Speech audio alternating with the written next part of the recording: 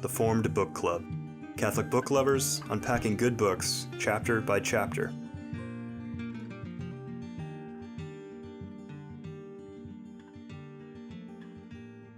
Welcome back to the Formed Book Club. Vivian Duro, myself, Father Fesser, and Joseph Pierce continue to discuss Henri de Lubac's classic, the minor classic, The Drama of Atheist Humanism. Last session, we actually finished on the end of the chapter. Let's see what we can do this time as we begin chapter 3, positivist transpositions. Previous chapter was about the alliance that he sought with the Catholic Church as an instrument of promoting the final status of civilization, namely the positivist order. So let's see how the transpositions take place. Joseph? Well, yes, at the top of page 216, again, I like there's an irony, a droll irony, I think, in Henri de Lubac's voice here.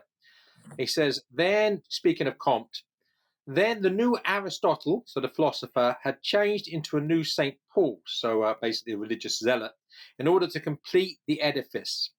Quote, I have systematically devoted my life, he says in the Système de Politique Positive, to making real science ultimately provide the necessary basis for the sound philosophy, according to which I should then build up the true religion. So we have an evolution here. Real science leads to sound philosophy, which leads to true religion. This is where this positivism is going. And I would like to back up, if I may, to the very first page of the chapter, where de Lubac points out that this alliance that Comte wants to create to bring about his true religion was intended to be purely temporary. He thought it expedient because he no longer hoped that the triumph of his own church, at any rate among the masses, was as near as he had at first predicted. And I would just like to editorialize that every time people outside the church try to co-opt the church for their own purposes, for them it's a temporary phase. Whenever that, think about concordats with Mussolini or Hitler or any of these attempts to co-opt the church. Ultimately, the end is to destroy the church and replace it with this regime having total power. And so, thankfully, as we pointed out in the last chapter, de Lubac said this temptation will come again and again, but that it won't, in the end, the church will, because of the Holy Spirit, will not be prevailed upon. But it's important to know that that temptation is a perennial temptation on the part of people seeking power to use the church and on the part of people inside the church to seek a legitimization on the part of the powers that be that want to use the church for their own ends. Yeah, but again, I do love, and this is such a, we might say, a dry topic, that I do like the Lubac's droll sense of humor. So even the first part of this, the true Catholicism, Yeah, right. positivism, according to Comte, true Catholicism. on page 219, 3 lines down, according to Cant, the new Catholicism is modeled on the old. The church had her sacraments. Skipping a couple lines, positive has its rights, too, consecrations or social sacraments. And he says there are 9 of these sacraments in positive, including one that is received after death. Mm-hmm. That's an innovation. Right. Yes, so the transposition that's happening here is, for everything that the Catholic Church offers its flock, he's going to transpose that with something of his own invention that resembles it, but is actually emptying it of all of its original meaning. Well, only leaves God out, that's all. Yeah, just leaves God out. No big deal, right? Including a liturgical calendar with saints, the cults of saints, prayers. All of this is spelled out in the next few pages of all the things he's going to make Yeah, a it's interesting. switcheroo. This sort of, this sort of, as de Lubac says again, perhaps drolly, this process of incorporation after death, which may rather be compared with canonization. I mean, in fact, it is. In fact, I think canonization is secular canonization. These people will be immortalized as heroes.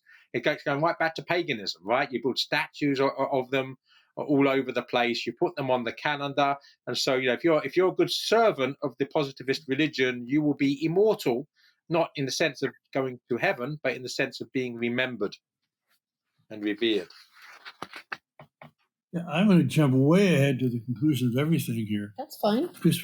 Just one little sentence.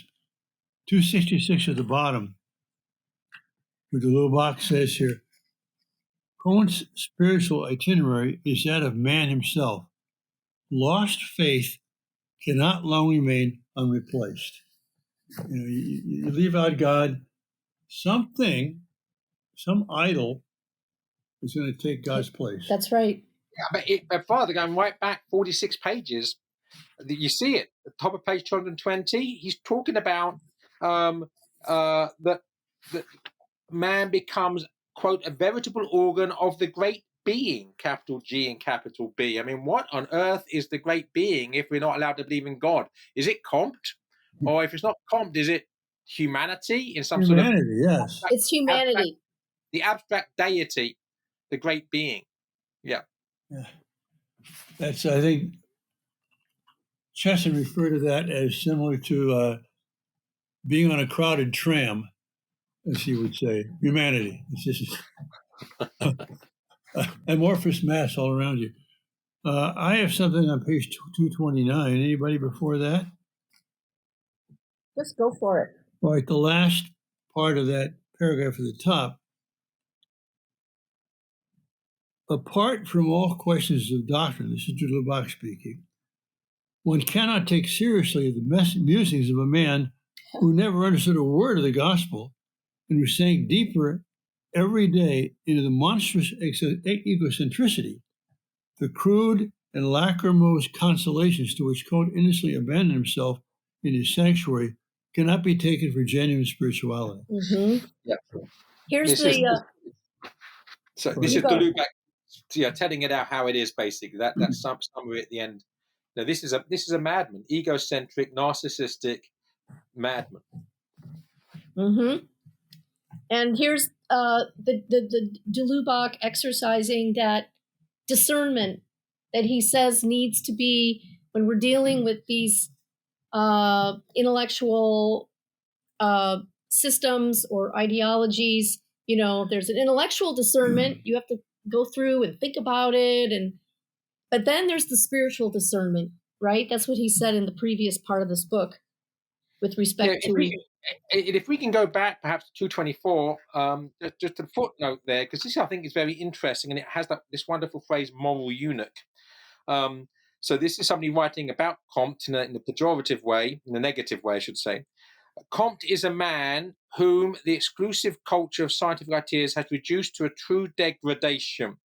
He is a moral eunuch. All feeling, all poetry, which is to say, all manifestation of feeling is something he has completely disregarded, or rather that is completely unknown to him.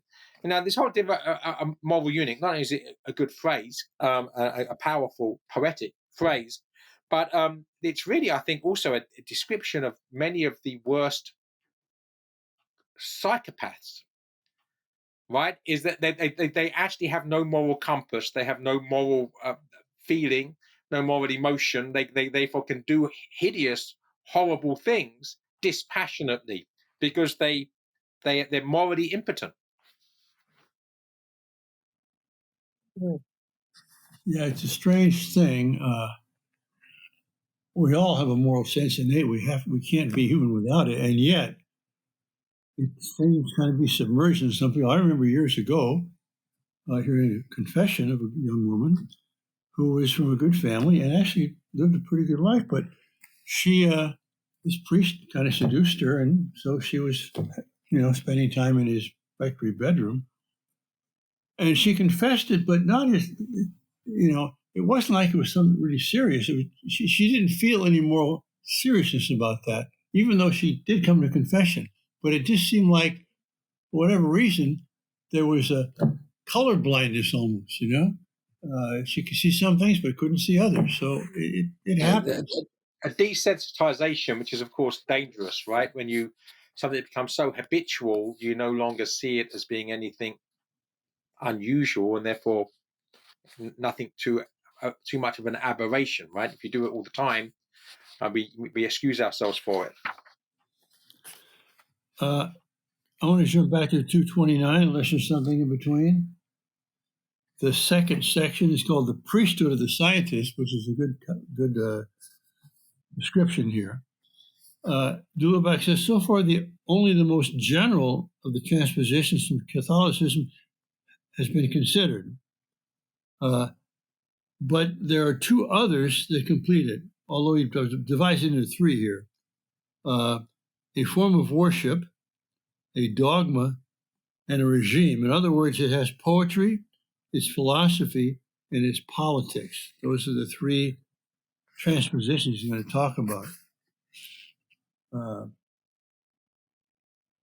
Here's where on page 232, you mentioned, I think I brought up before about the specialization of science, a new paragraph there.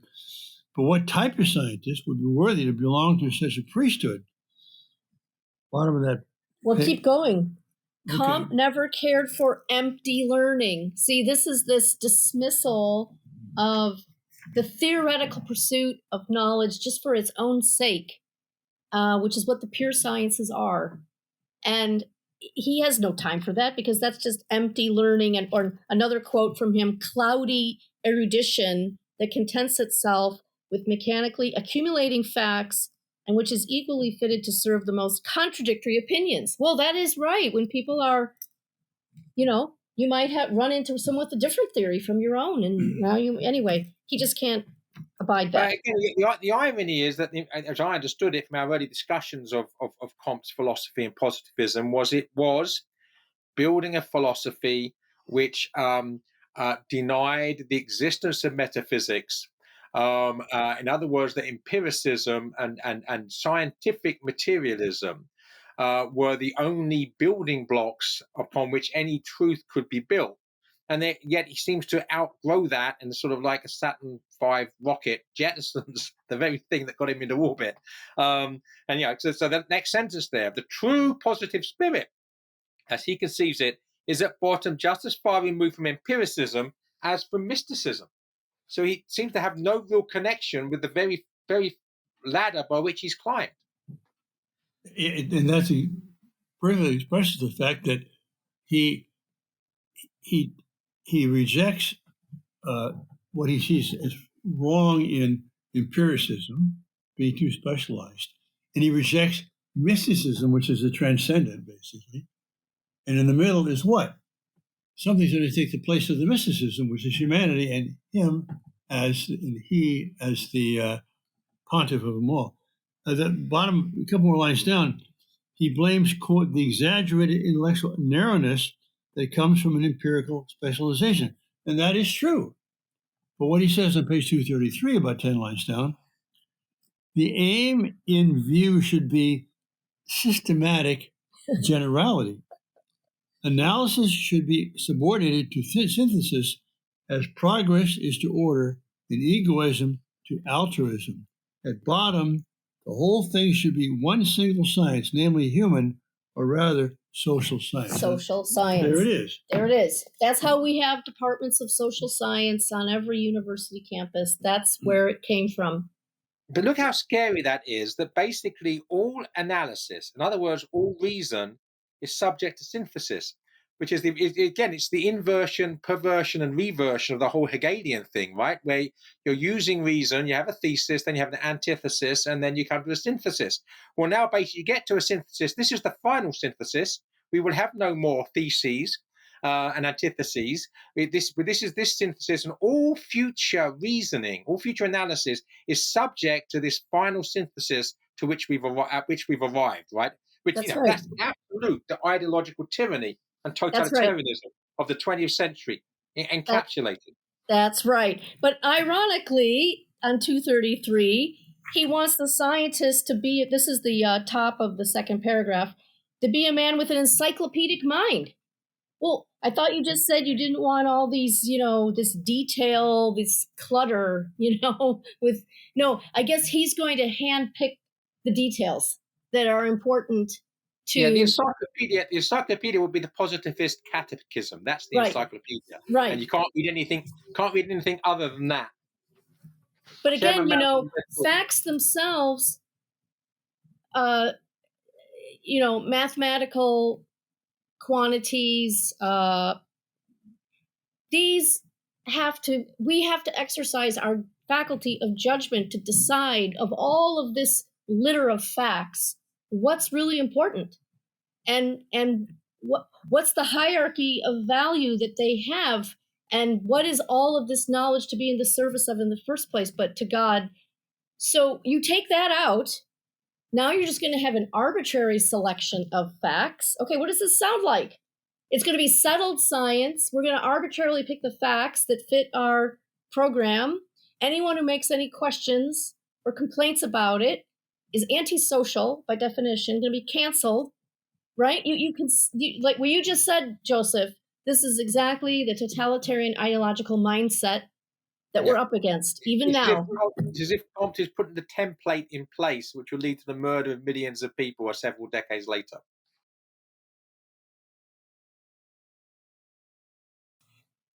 Well, this on page 234 in the middle, this is what I mentioned before. He talks about the aridity that is characteristic of science only in its academic degeneration, when dispersive particularity hampers aesthetic culture and the moral urge. Genuine science, on the other hand, establishes a double synthesis, first between the various branches of intellectual research, and then between poetry and philosophy. Well, it's true that genuine philosophy would seek to find the hierarchy of sciences and show where aesthetics are part of human anthropology and therefore where poetry fits in. That's what true philosophy would do. But he substitutes for true philosophy a kind of mechanistic social synthesis of all these dispersed facts with no principle except his own ego. Right. And so this is the reason why we call totalitarianisms that expression, because of the word total. So these men who presume to be able to see the whole, right? And now they're going to impose their view of the whole on everybody else, but it can't help but be reductionist because no human being on earth can see the whole. That's why our knowledge is in fragments. Yeah, who wouldn't like to see the whole thing? Well, when we get to heaven, even then, we won't be able to, God is so beyond us. We're going to spend eternity reaching the whole, I guess. I don't know. Which is why we should not trust politically or philosophically anybody who doesn't trust mystery, right? If someone hates mystery and we have to get beyond all mystery to some totality, which is encapsulated in the human mind, that person is leading himself and others to destruction. Because it can't help but be reductionist. It can't help but be reductionist. So what does that do? Oh, the man doesn't fit in this bed? Then we have to chop off his head and chop off his feet and make him fit. And it's true what Joseph said that, this leaves out the transcendent in God. It also leaves out the cross. That's right. The two main pillars of Christianity, the Trinitarian God, incarnation, and redemption through the cross, are still rejected by him. He wants to have a utopia where there's no cross and no God, just us. Oh, by the way, and I'm in charge. That's right. And his priesthood is on 235, to spell this out even more. This priesthood, in the middle of that graph on 235, in all things, this is the total, right? In all things it will decide what should be thought. Man's understanding will be subjected to it. In the positive regime, in fact, there can be no more question of free thought or of freedom of conscience. Just look at these attempts at lawmaking going on in our own country, taking away from doctors the freedom of conscience not to perform certain procedures or certain medicines or whatever. I mean, there is an all-out attack on freedom of conscience in medicine in this country going on right now. And this is de Lubac's thesis for this whole book. The drama of atheist humanism, namely, if you leave out God, you destroy man. That's right. Because here's the very thing that's being done here is everything which is truly human, freedom of thought, freedom of choice, freedom of conscience, is being subjected to some abstraction. And de Lubac kind of sums this up on page 237, sums up this section, actually, the bottom there. Furthermore, there's nothing now to fear from complete subordination of the reason to faith, because according to Kant, it's a kind of faith, but you could actually prove it if you had to, but most people aren't capable, so they have to submit themselves. It is tantamount to that of the mind to the heart. That is to say, it subordinates personal to social instincts, or more briefly, man to humanity with a capital H. And then de Lubac asks the question, can humanity be a tyrant? Ooh. And that's the next chapter is spiritual destiny. So where does this lead when you suppress man's freedom of conscience, you know? Mm-hmm.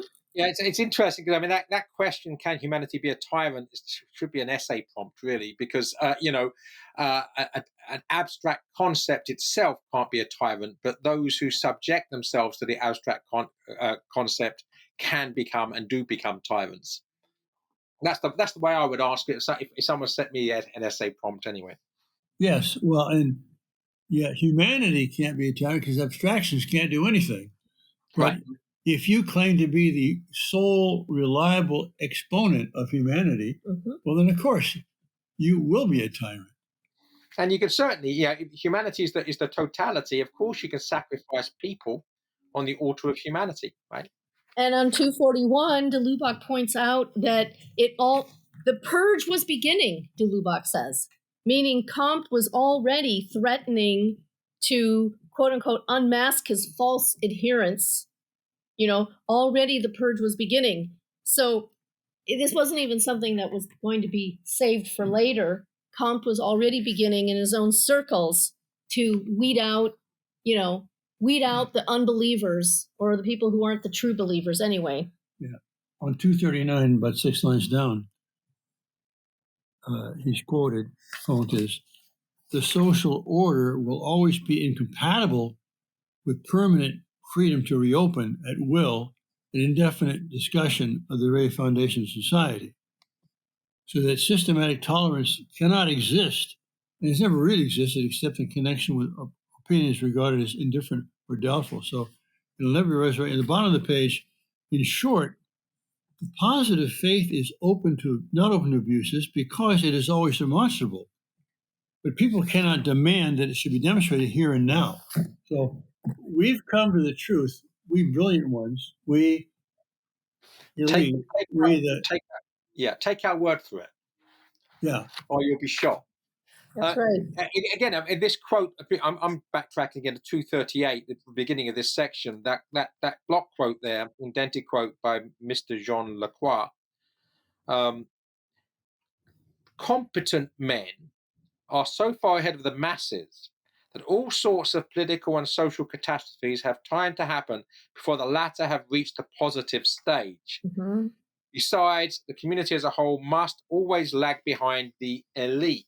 Mm-hmm. So here we have, something which is sociological and in some sense sort of socialist, and certainly secular humanist, which is also elitist.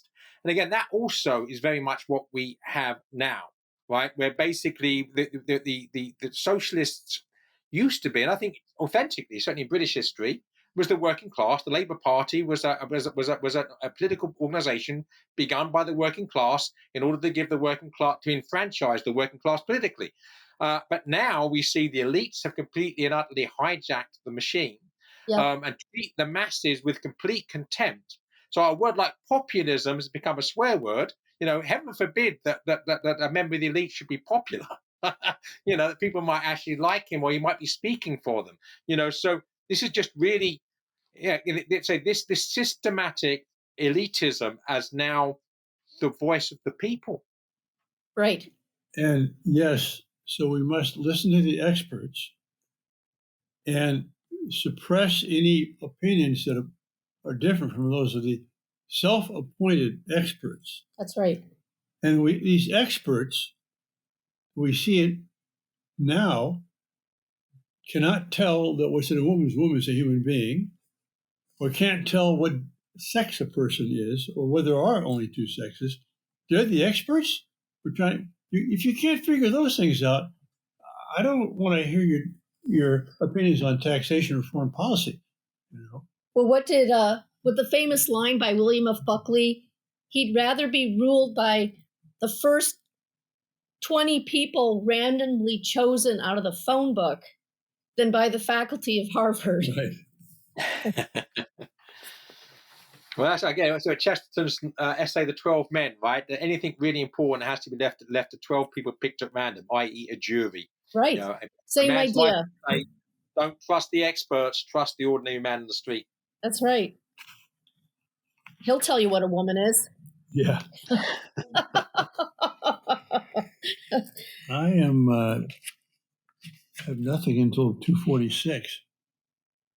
Well, 243, just another chilling line from de Lubac, in the 242, in the middle, all will owe absolute obedience in deed, thought, and heart. You won't own anything, but you'll be happy. Yeah. And you'll thank us for it. Yeah. Because after all, cockroaches are actually more nutritious than steaks.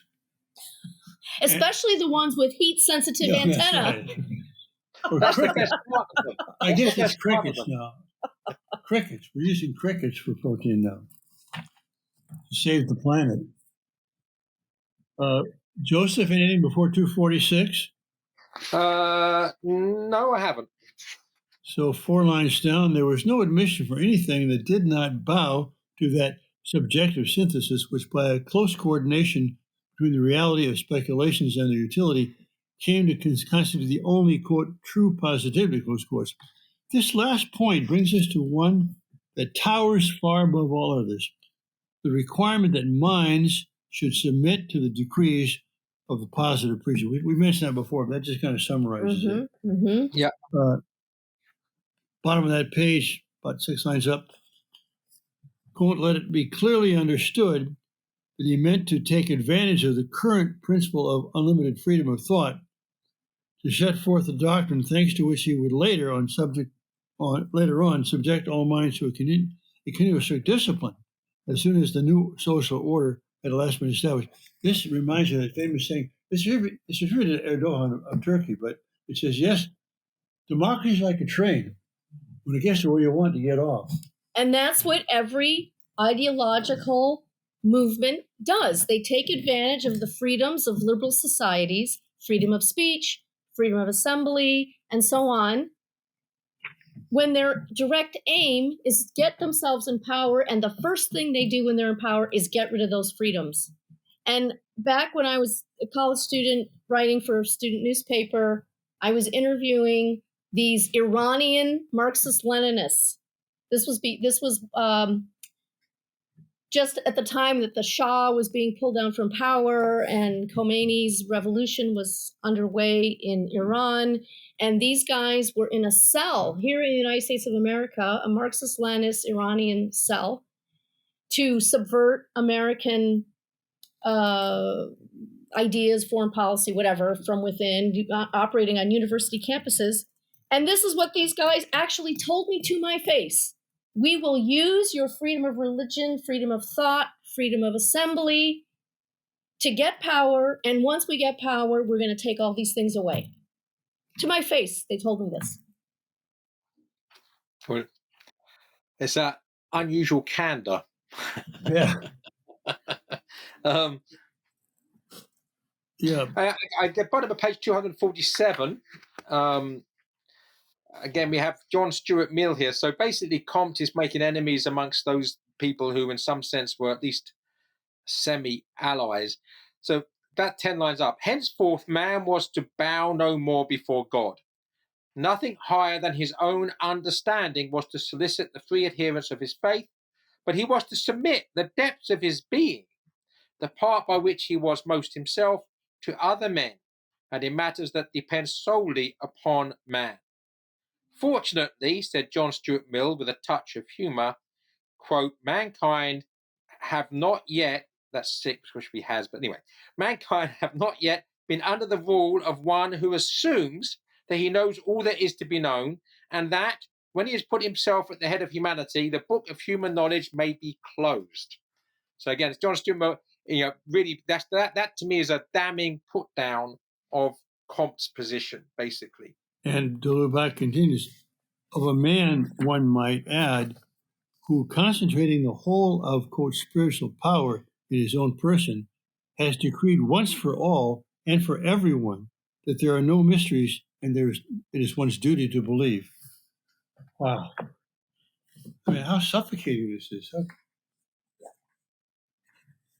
On that same, now he's at the final section of section 4, sociocracy. Are we kind of up with our 30 minutes now, Thomas?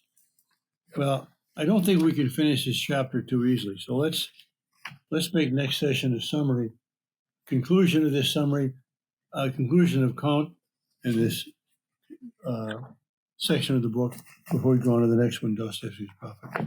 All right, thanks everyone. God bless you all. If you enjoyed this discussion, please help spread the word about the Forum Book Club by subscribing to the podcast and writing a review. You can sign up for weekly updates at forumedbookclub.ignatius.com.